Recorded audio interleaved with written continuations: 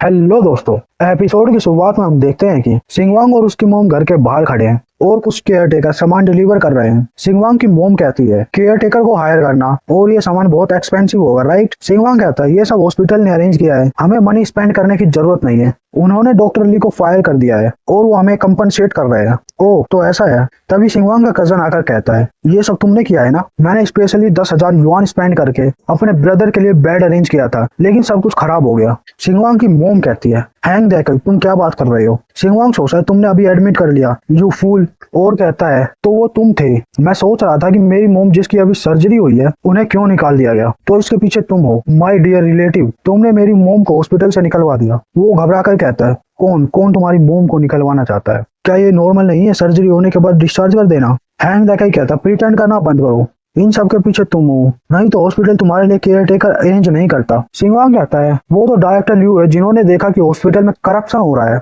इसलिए उन्होंने हमें कंपनसेशन दिया है। तुम्हें क्या लगता है मैं इस बात पर बिलीव करूंगा। सिंगवांग तुम्हें मुझे कंपनसेट देना होगा, तुम नहीं जानते कितना समय लगा था मुझे और मेरे ब्रदर को कनेक्शन बनाने में। मेरे सारे कंस्ट्रक्शन रोड प्रोजेक्ट उसने मुझे दिलाए थे, लेकिन अब मैंने उसे गुस्सा दिला दिया है जिससे मुझे बहुत लॉस हुआ है, तुम्हें सारी रिस्पॉन्सिबिलिटी लेनी होगी। सिंगवांग कहता है तुम जो कह रहे हो उसका कोई सेंस नहीं है, क्या तुम एक हाई इनकम पर्सन नहीं हो जो मिलियंस कमाता है, तुम्हें यहाँ आने की जरूरत नहीं थी मुझ जैसे गरीब से पैसे निकलवाने के लिए, राइट। अपने आप से पूछो मेरे जैसा पर्सन जो 5,000 युआन हर मंथ कमाता है, क्या मेरे पास पावर है तुम जैसे बिग बॉस से उलझने की। यू हाँ मेरे बारे में क्या, शायद ये सब कर्मा है जो गलत काम तुमने किए हैं तुम। सिंगवांग कहता है कुछ लोग डर्टी मनी का यूज करते हैं, उन्हें लगता है कि दुनिया में सारी चीजें पैसों से सोल्व हो जाती है। हैंग लेकर जाते हुए कहता है तुम बस गरीबी में मरोगे। सिंगवांग कहता है ये कितना बेवकूफ है और बुरा इंसान है। तभी सिंगवांग की मोम कहती है हैंग देकर बहुत गुस्से में था, वो हमसे बदला तो नहीं लेगा क्या वो। सिंगवांग कहता है मैं भी देखता हूँ कि वो कैसे बदला लेगा। दूसरी ओर हम सिंगवांग के कजन को देखते हैं जो कार चलाते हुए सोचता है जो अभी कार गुजरी क्या उसमें मैनेजर कैंग था,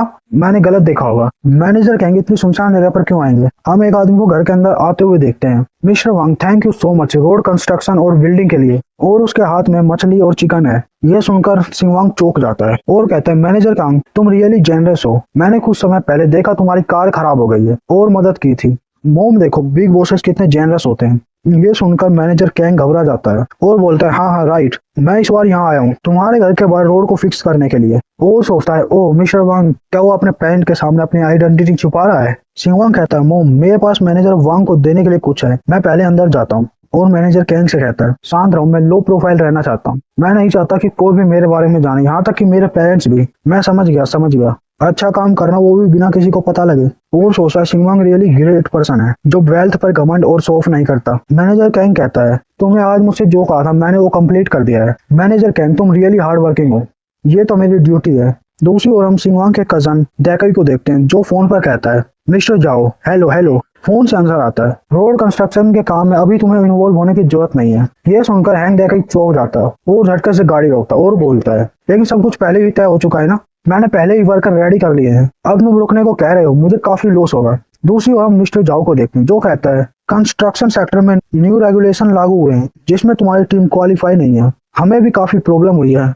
अभी के लिए इतना ही, मुझे बाकी चीज भी अटेंड करनी है, मेरे पास एक्सप्लेन करने का टाइम नहीं है। मिस्टर जाओ फोन कट हो जाता है और उसके हाथ से फोन गिर जाता है।